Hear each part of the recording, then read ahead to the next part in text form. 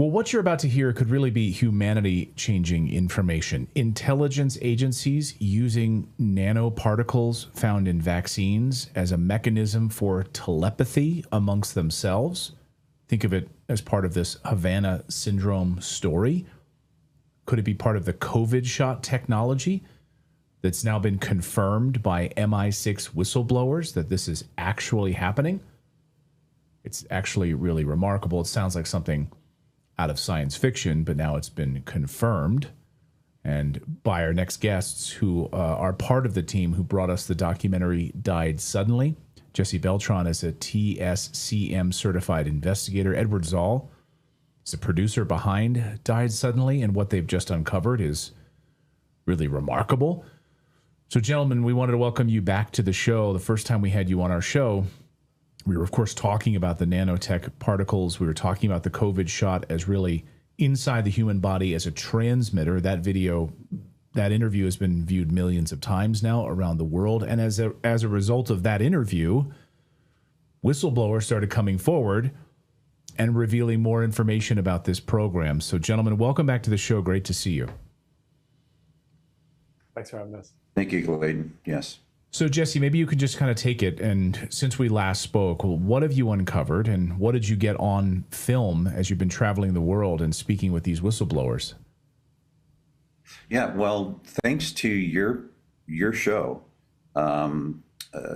worldwide, we have had people with pedigree reaching out and asking to speak with me to see if I can help them with trials and so forth. But what was more remarkable is that we had a MI6 asset reach out and said that he would like to speak with me to disclose this specific topic. And when I spoke to him, I was very skeptical because it just sounded so fantastical. And why would someone basically at the CIA level in the Americas want to come forward and tell us about what he knows?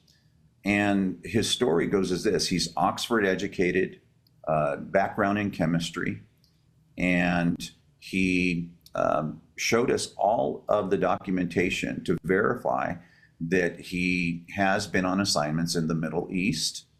He's been on assignments in Somalia. He was the head of operations. And what he disclosed to us is that this phenomenon, this Havana syndrome, AHI, remember in our last show, we talked about the agents, CIA agents, FBI agents talking about hearing these auditory symptoms, and our diplomats and some congressional members. What he disclosed that this is a communication system that not only MI6 assets and agents are asked by their superiors to take on. And he says it's a form of synthetic telepathy is how their communication, instead of using traditional drop boxes or digital assets and other ways and forms of communications, he says this was the preferred method. And the reason he said it was a preferred method, because if they were in front of an adversary or they were being surveilled, that this would be a very, very discreet, plausible deniability way of communicating and exchanging information, getting orders, and what are they to do next. What he also disclosed is that if an agent does not follow orders or falls out of line, that it is a multifaceted system and then becomes a torture device. And this is what happened to him. And he demanded with his superiors at a certain point in this experience that they stop the communication request to no longer be an asset for MI6.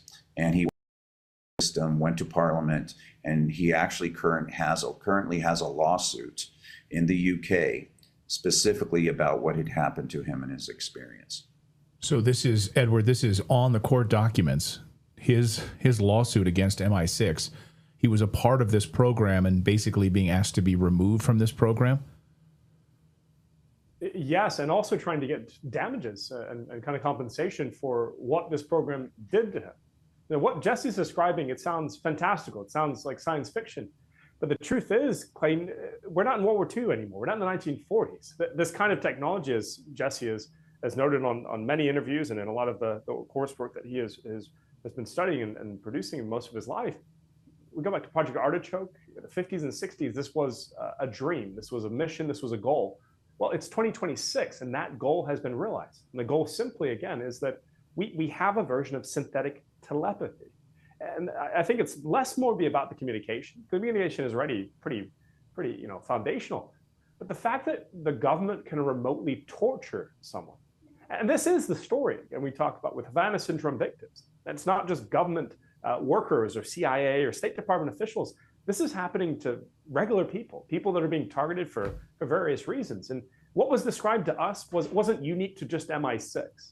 The way it was described to us is that every Five Eyes nation is not only using this, but actively trying to find new inventive ways to deploy it, such as, what if you could convince people of a certain political ideology or religion or maybe of a certain task by talking to them like you're the voice of God. And this was the case with, right, the way he described this, the man we spoke to in England. It was something he couldn't stop. It could feel like a distant conversation, a constant voice in your head. Maybe some would misidentify it as God or misidentify it as their internal conscience. But in the case of this, what if it's used in an election? What if it's used while we're bombing Iran? We're telling the people in the country, surrender, surrender, your officials are all dead. I mean, the capabilities are literally only limited by our imagination, but the impact is real. And Clayton, I think for democracies, in America, constitutional republic, how can something like that survive if the government and shadowy officials are able to literally manipulate the mind with no fingerprint left behind after? Well, I've spoken to CIA whistleblowers, Jesse, who told me that the ultimate goal of the CIA, like if they could list their goals, to understand your thoughts, to control your thoughts, is at the top of that list. And so this is like the ultimate weapon in being able to control and manipulate your thoughts. They've really, in many ways, achieved this, no? Absolutely. And here's the profound aspect of this. The last frontier is the human mind.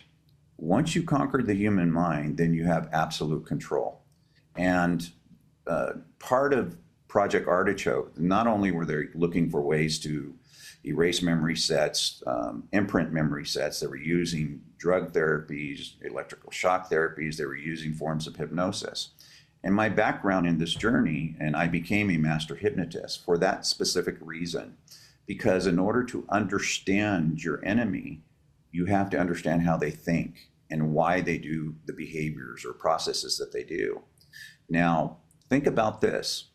If you can manipulate memory sets in the human mind, and no one would ever be able to tell the difference between their own natural accrued memories and experiences versus something that has been synthetically induced upon you, what does that mean for society?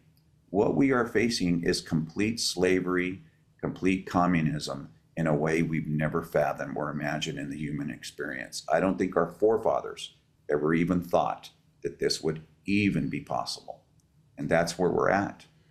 You know, losing weight is not just about eating less and working out. It's about changing how your body and brain respond to food. This is why the Wellness Company created the unique tirzepatide B6 and B12 combo, clinically shown to outperform semaglutide by targeting the GLP-1 and GIP receptors. Needle-free, no more injections. So a daily weight support solution designed to work with your body's natural regulatory systems. Tirzepatide helps influence the signals that actually control your appetite, your satiation, your metabolic optimization. And research shows that it can actually reduce cravings, lower the desire to overeat, and even challenge how the brain responds to bad fats and higher sugar foods. So weight challenges are not simply about willpower, they are about biology. Instead of weekly injections, this formula is a 3-month supply of fast-absorbing sublingual tablets placed directly under your tongue. Because energy matters during your weight loss journey, the tabs actually contain highly absorbable vitamins, B6, B12, to help support cellular energy production. This is not about extreme restrictions. It's about restoring the gut and brain relationship through balance and building healthier habits that last. So head over to twc.health/redacted and use the code redacted to get $34 off plus free shipping for USA residents only. Again, twc.health/redacted. Can you guys talk about the mechanism of how this works? So this whistleblower explains that this is part of a system. So are they injected with these nanoparticles as part of, I mean, we were talking before about the COVID shot and what it was doing to the bodies in the ground. I encourage all of our viewers to go back and watch that interview that we did before, because even 6 feet under the ground as COVID victims were in the ground in caskets, they were still sending off this signal. Their bodies were still emitting this like Bluetooth signal. So maybe you can just walk us through like the mechanics of how these agents are injected with it, given this, and then manipulated by it. Yeah, I can actually answer that. So when we interviewed him, he talked about an earlier technology that was instituted on him. He had a dental implant. It was the older tech. And I said, well, is it transmitting now? Why didn't you have it removed? And the reason he didn't have it removed, because he's working towards this lawsuit issue and looking for damages. But it was an amplifier type technology. So you send a radio frequency to it and it would amplify what was being transmitted. Now, when we look at the nanotech, and we talked about what Dr. Ido Bachelet demonstrated in a 1cc syringe, there was really 1 trillion tiny robots in it that he had just brought from his lab. In it is, in this technology, in order to make it work, is graphene oxide and silicon materials. And we know this based on a study that was done in 2 years prior to anyone else by Dr. Robert Young. He had a published study, and I can share that with you so you can disseminate it. And on page 6, 8, and 12 of it, not only does it, Dr. Young already had discovered that this graphene oxide was part of this process long before anyone else started studying the vaccines or what was in them. But he also discovered, and because of our work and our human subject trial study that we just did in the UK, when we told him what our equipment was detecting for, looking for harmonic signatures for silicon, he said, did you know, and I didn't think about this because I thought it was insignificant, is that when I did my study, we were discovering silicon also as an aspect that was in the derivatives. And when I went back and looked at a study, and I said, he's absolutely right. And so this also gave more emphasis as to why the results that we were achieving in the UK were happening. But just think about it this way. We are learning to miniaturize everything in life these days. And what the graphene oxide and the silicon-based materials are just amplifiers. They're miniature antennas.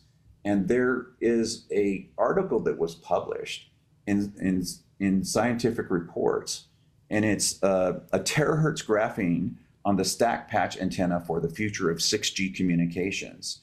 And in that article, it talks about how this system will communicate in the terahertz range to minute miniaturized implants, okay? And this is what he's describing, and this is what he's talking about. And unfortunately, he says, during that pandemic year, he was part of, given an assignment and to understand this process a little bit more intensely.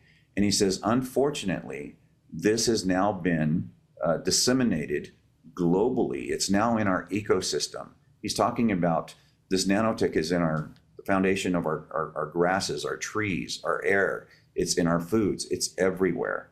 And this is why we know, and I've been following you, Clayton, very closely, and you've been right on target with this topic. Every single human being out there is now a node. If you have this in you, you are part of the integrated Internet of Things. We are now synthetic biology in human form. And so, Edward, we're all part of this node, and this 6G is just part of it.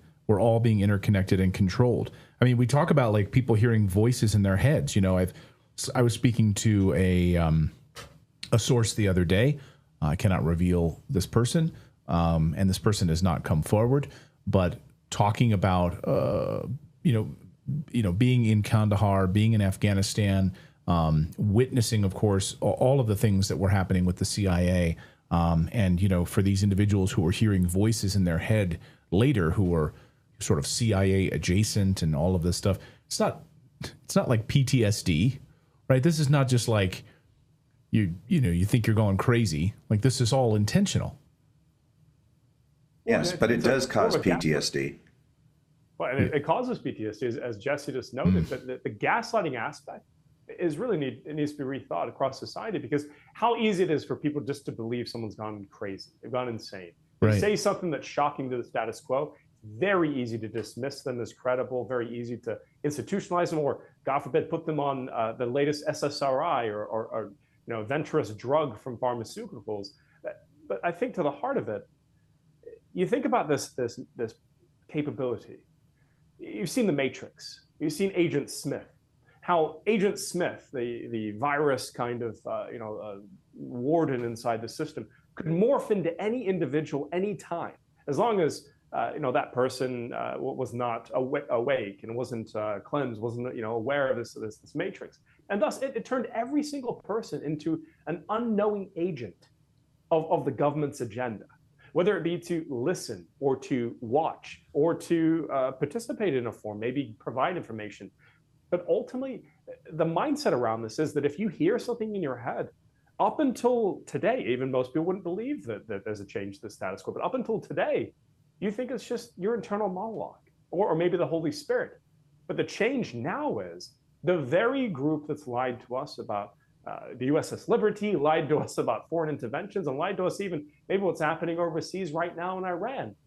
They now have the ability to mimic and pretend to be your inner voice. And what can they do?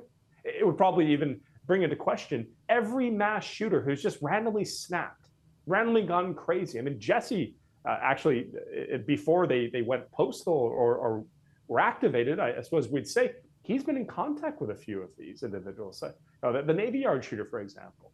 I mean, maybe Jesse can share that. It's an incredible change, I think, for people's perspective. Go ahead, Jesse. Yeah. Yeah. Please. Well, Aaron Alexis did contact me. He was a U.S. soldier, and he was having these exact same symptoms. And he said, I heard that you could help me. And I said, yeah, I could, but it is a long journey. We're going to have to do a lot of testing, and this is not a quick fix. And I thought he was going to go along with the program. And then the following week, he goes and kills 12 people at the Navy Yard. And in the butt of his rifle, he inscribes the letters ELF, extremely low frequency. Now, what Edward touched upon is in Project Artichoke, if you look at the outline goals, part of the outline goals was to create unknowing assets, unknowing spies. So if your thoughts are no longer private, what you visualize is no longer private, what your brain transmits in the form of EEGs, this telepathic means, nothing is secretive anymore. People, when I mentioned this analogy, just imagine, for those of you who are in a relationship or married, and your wife asks if am I fat in this dress? Do I look fat in this dress? You're no longer going to have to, you can no longer be polite because you care about her feelings. Your true thoughts are going to be exposed. That is the society that we're heading towards. And we have to have a serious discussion about this topic. In fact, there is a congresswoman by the name of, it's skipping me right now. Luna out of Florida.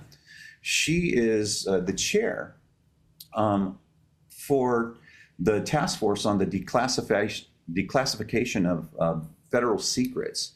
And she is recommending that their next hearing be about a follow-up to MK Ultra, because our inferences and what she's disseminating is they are aware about non-consensual experimentation that's happening on U.S. citizens today.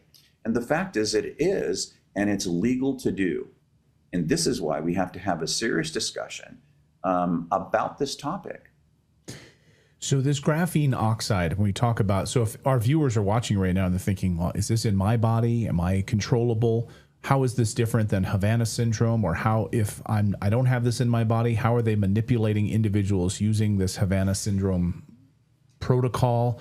Maybe you could help me walk through this and make sense of some of the differentiation there. Well, remember, the graphene oxide is an amplifier. And I'm an independent investigator aside from a company called Human Consciousness Support. And that is Matt Hazen is the CEO to that organization. And when they approached me saying that they were getting specific results regarding blood testing about excreting this out of the human system, at least bringing it down to levels that were much lower than anticipated, I was very intrigued. So the way graphene oxide works, or this nanotech works, is you can send an RF emission at a specific frequency range, and it will have a cause and effect. In California, there was a case.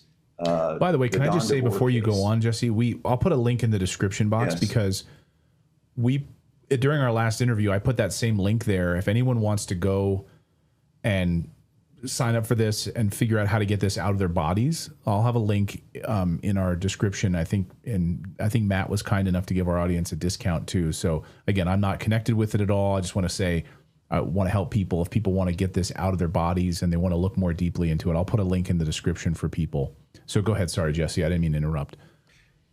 Yeah, but by the way, I helped them with a trial study they were doing in the UK, where we took we used a control where we took a mean average of what the silicon indicators were, and it was somewhere around 1,400. And then they monitored the locations where they came up positive, all lining up exactly how my symptomatic clients have been over prior to that pandemic.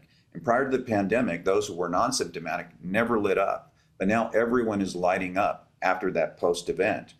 Now, when I went back in 2 months, I was completely shocked. Never before had I seen areas disappear. So once you lit up in a location, no matter where I took you on this planet, you would always light up in that same area. When I went back, they saw a mean average of 74.6%. And it would have been 80, except we had two people, one who had a vaccine injection during the testing process, and then one whose lifestyle changed, who had a relationship with someone who had the vaccine. So we know it works. I am pleasantly surprised, and that this is right now at least something that we can do to minimize the levels of these graphene oxides and these silicon-based amplifiers that are in you. Now, Dr. Edith Bachelet disclosed that these things were all controlled with RF emissions. And so the mechanism and the reasoning why this was implemented is because they wanted to make sure when we transition to 6G that they have the maximum means of amplification in order to transmit these frequencies, and they're penetrating deeper into the skin. Unfortunately, our president recently accelerated the 6G implementation here in the United States. And when he was asked about it, he says, oh, it penetrates a little deeper into the skin, doesn't it? Right. I thought that was really bizarre. Yeah, he made a point of Edward talking about the 6G will be able to basically penetrate into the skin, and we won't be able to escape this, right? So really, the way for us to try to escape this or prevent us from being manipulated by 6G is to have this graphene oxide and these other amplifiers maybe out of our blood. Well, 100%. And what I'd say to President Trump, if I get the opportunity to speak to him for a minute, is, sir, that could be your skin. That could be your family's skin.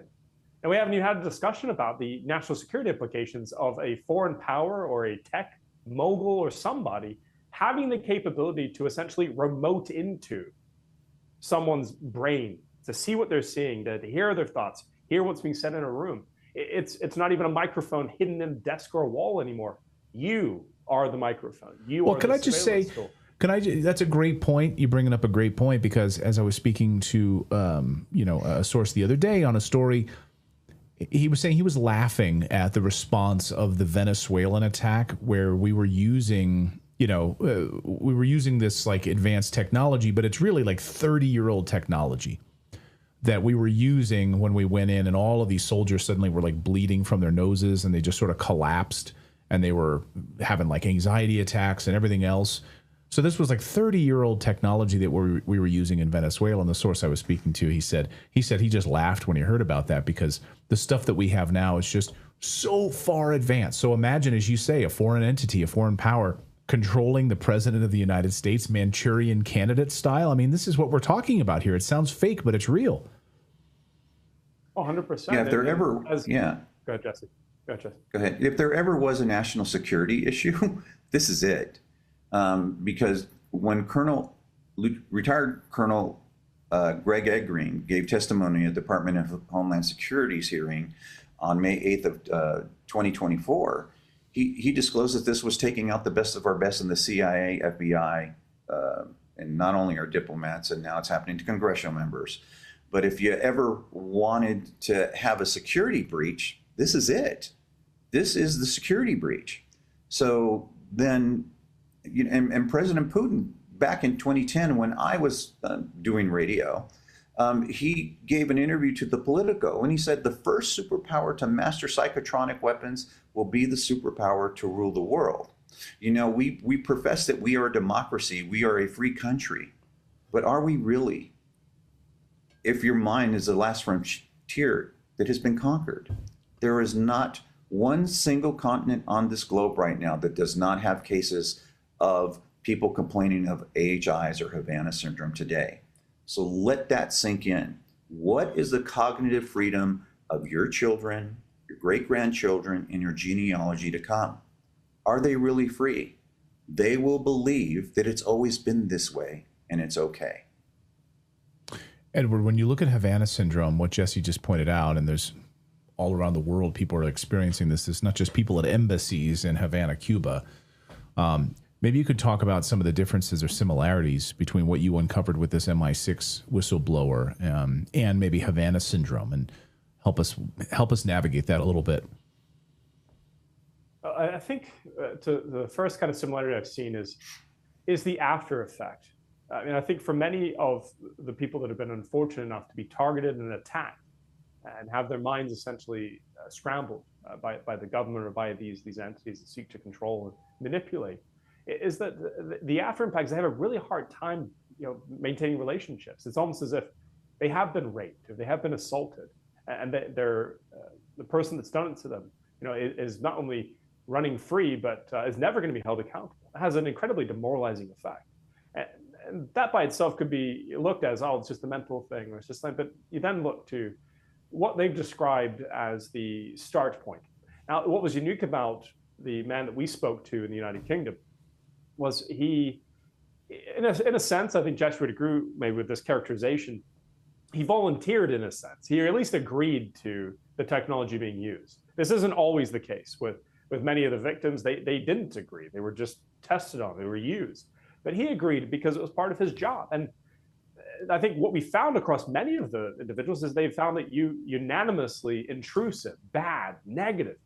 With the person that we spoke to, it was the first person I'd heard actually say that he feels there could be some good from this technology. Now, this could, again, simply be that because of his line of work, maybe it saved his life. Maybe he was about to turn a corner and there's a guy who was about to ambush him, and the voice was able to come through and warn him. But he spoke about it in a way that was different in that way.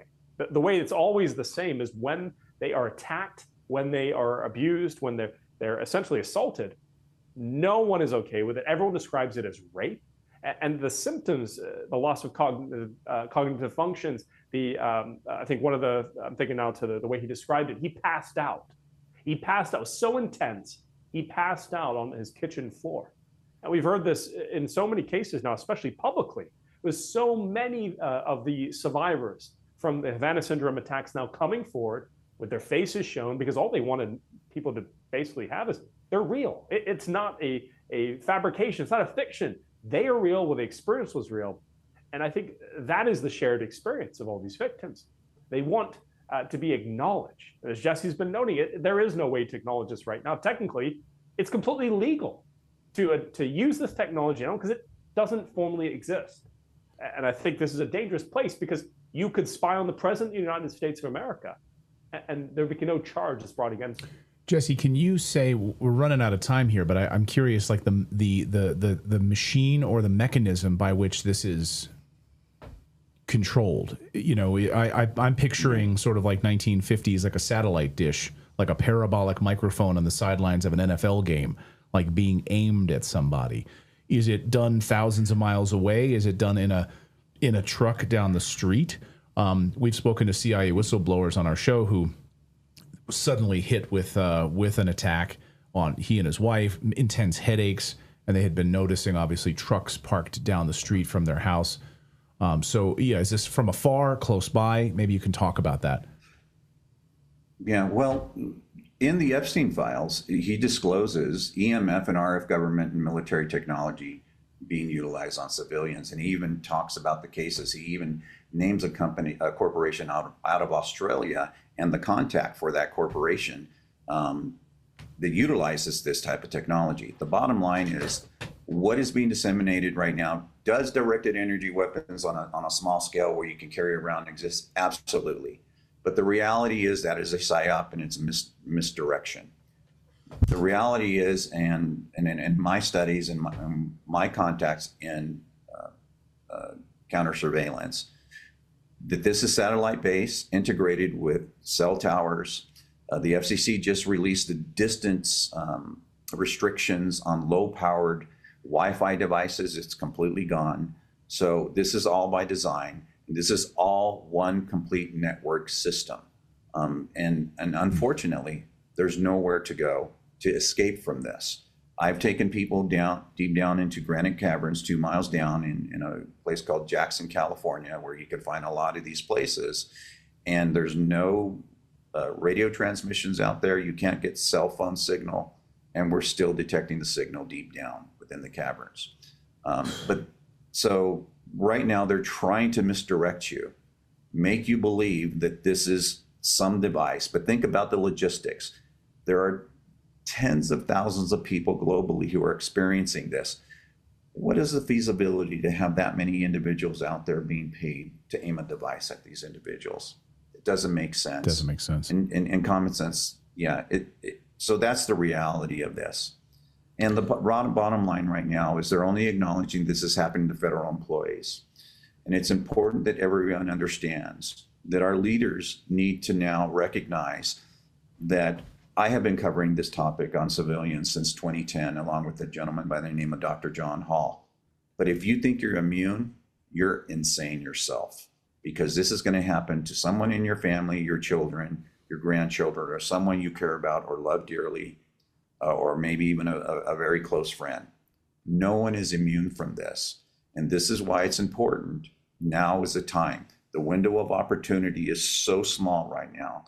We're in a paradigm shift where complete slavery, regardless of skin color, is going to be on a plateau that we've never, ever seen. Edward, final thoughts. This is the sovereignty of our brains and our soul itself. We must fight now. It's more important than any border or any conflict, because the conflict now is whether a small few are going to have the ability to manipulate our very thoughts. We can't have a free society, let alone freedom in our own lives. So I would just say thank you so much for bringing us on, Clayton. This is going to be part of Died Suddenly 2. So if you want to find more about it, just diedsuddenly.info or follow our X account at diedsuddenly_. And that's we look forward to sharing more. Thank you, Edward. Thank you, Jesse. And like I mentioned earlier, we'll have a link in the description if people want to try to take action on this graphene oxide in their bodies and do what they can to protect themselves. I really appreciate it, gentlemen. Thank you for your incredible work on this, and we'll be following the release of Died Suddenly 2. Thank you so much. Bless you. Thank you, Clayton. We really appreciate you. You bet. Thank you, guys.